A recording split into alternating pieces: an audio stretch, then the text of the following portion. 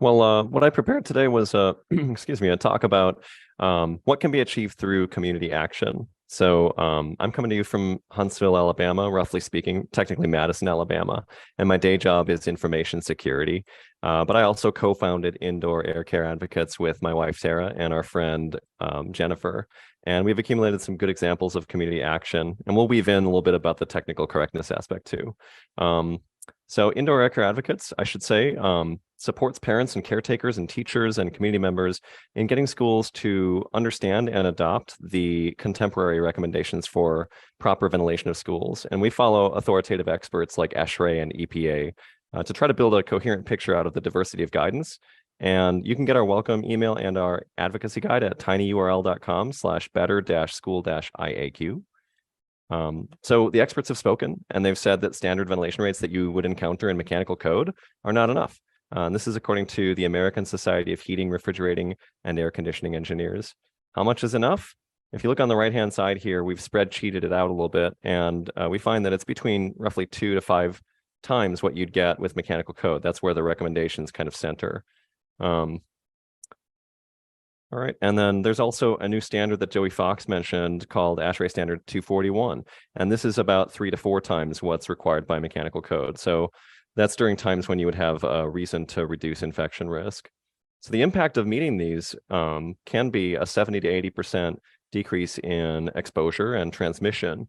And there's also science to suggest that Dr. Shelley Miller at UC Boulder has highlighted for us on the right there, that hitting these targets in buildings can actually diminish attack rates of epidemics by a significant amount. So I've lost my notes, so I'm just going to go from memory here. So we need to press for what we know is right. The first thing is to educate ourselves. The EPA's IAQ Schools website has really excellent information and webinars. The Center for Green Schools, which is run by the U.S. Green Buildings Committee, or Council rather, also has high quality information.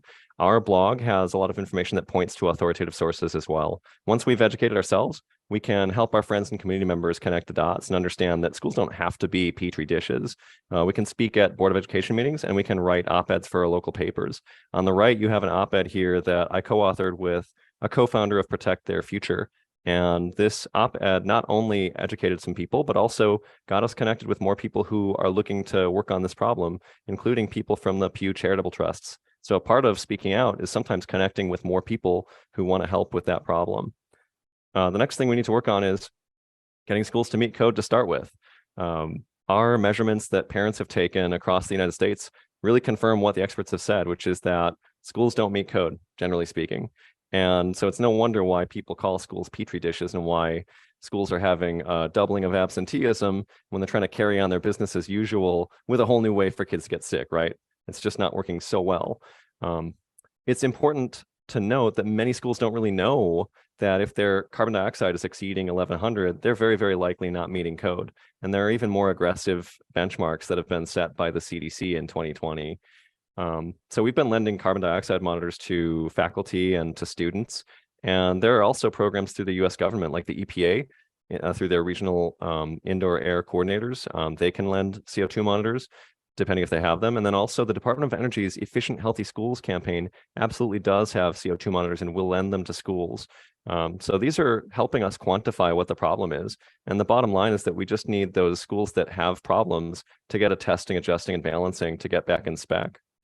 The problem there, though, is that it's been said before that an HVAC might not get us around to the recommendations or the standards that have come out. This is Bill Banflett, the former president of ESHRE, saying that that's probably the case. And he suggested a good way to fix that is to bring HEPA filters into the room. And the EPA has said this too, that you can supplement with portable air filters.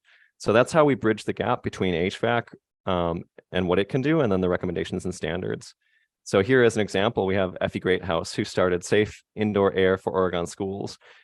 She didn't feel she was getting a lot of response, and so she connected with 100 parents in her area and mobilized them to write not only to the school, but also to representatives. And eventually they did find some movement there. The school did adopt portable HEPA filters.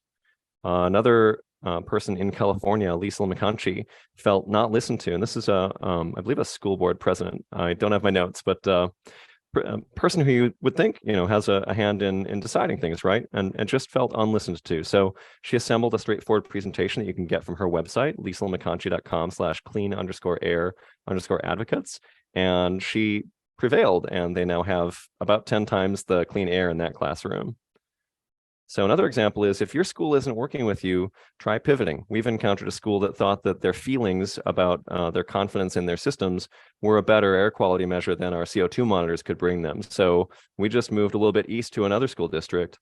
We presented the expert recommendations that we're aware of to them and the science, and that was in January. In July, they accepted 2 portable HEPA filters per classroom for their classes. So when the wind isn't blowing in your direction, maybe tack a little bit to the left or the right and see if you can get some movement somewhere else.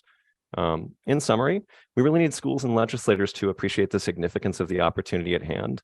We've witnessed and sometimes supported the formation of state groups all over the United States, and there's legislation in the works in many of those states as well. And I have a kind of an incomplete list here just to give you an idea of some of the places where parents are getting together and caretakers and community members and teachers. So I would encourage you to please join us at tinyurl.com/better-school-IAQ, and we'll email you the parent/advocate guide and try to connect you with other people working in your state. And that's all I have about that. Thank you.